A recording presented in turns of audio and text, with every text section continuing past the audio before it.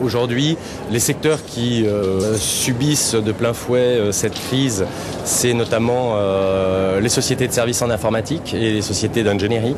L'année dernière, ils étaient très présents sur notre salon. Cette année, ils sont peu présents. Et ils sont remplacés par d'autres secteurs qui sont en développement et qui recrutent. Lesquels ? Le secteur de la santé et du social, le secteur de la distribution, le secteur également de la banque et de l'assurance. Et puis les salariés de Wipro, quant à eux, sont toujours mobilisés pour sauver leur emploi. Depuis ce matin, leurs représentants sont en réunion avec la direction de cette entreprise informatique qui a annoncé la fermeture du site de Sophia Antipolis il y a quelques jours. Wipro, qui n'est malheureusement pas la seule entreprise victime de la crise sur la technopole de Sofia. Délocalisations, licenciements ne sont pas toujours médiatisés, mais les syndicats parlent aujourd'hui de près de 700 emplois menacés sur place. Les ingénieurs ne font plus partie d'une profession à l'abri. C'est le dossier du jour préparé par Hélène Maman. Éric Jacquet. Des ingénieurs qui manifestent, qui contestent la légitimité de leur licenciement, la technopole en fourmille. Ce jour-là, ce sont les Wipro New Logic qui brandissent des banderoles au cœur même de Sophia Antipolis. Leur société est spécialisée dans la propriété intellectuelle de la connectivité sans fil, une vraie niche technologique.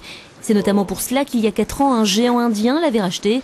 Aujourd'hui, ce géant ferme le site, pas assez rentable, affirme-t-il.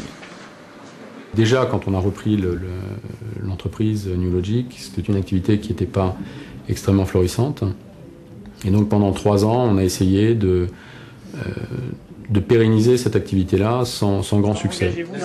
Depuis cette annonce, les 61 ingénieurs concernés ne cessent de négocier avec leur direction dans le cadre du plan de licenciement. On avait l'expert économique qui est venu et qui au contraire a démontré que l'activité était viable et pouvait continuer, ce que la direction a refusé d'entendre.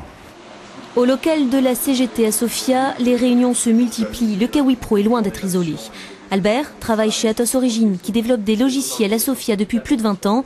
Dans 3 mois, sa société aura délocalisé en Inde la totalité du site. On voudrait, et c'est le piège dans lequel il ne faut surtout pas tomber, nous opposer aux travailleurs indiens.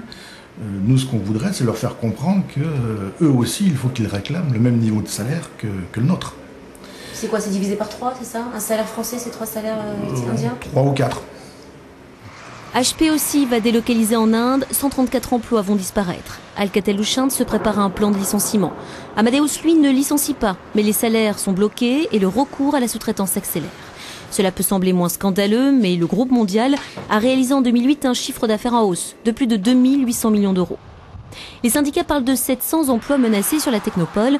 Pour satisfaire les actionnaires et être toujours plus compétitifs, les postes d'ingénieurs ne sont désormais plus épargnés. Après avoir en effet délocalisé toutes les structures de production dans les pays à bas coûts sociaux, commence à délocaliser aussi les métiers de recherche et développement, donc les métiers qu'on considérait les plus nobles et à plus haute valeur ajoutée, qui aujourd'hui peuvent être totalement assumés par nos collègues en Inde et par nos collègues en Chine. Il y a une conjoncture économique qui est mauvaise, mais c'est pas pour ça qu'il y a réellement plus de licenciements. Il y en a toujours eu, seulement peut-être qu'on en a moins parlé, et qu'aujourd'hui, compte tenu de la conjoncture économique, on en parle beaucoup plus. Alors, la technopole de Sofia, vrai modèle de réussite économique pendant longtemps, est-elle en train de montrer ses limites? Rares sont ceux qui acceptent d'en parler. Elle ne s'est pas essoufflée, elle s'est probablement enfermée, dans la mesure où effectivement Sophia Antipolis n'était plus en réactivité économique et en développement. Ce qui est sûr, c'est que la technopole n'a pas envie de mourir. Ces 26 000 ingénieurs y sont attachés. Certains manifesteront encore vendredi 25 contre tous les plans de licenciement qui touchent Sophia Antipolis.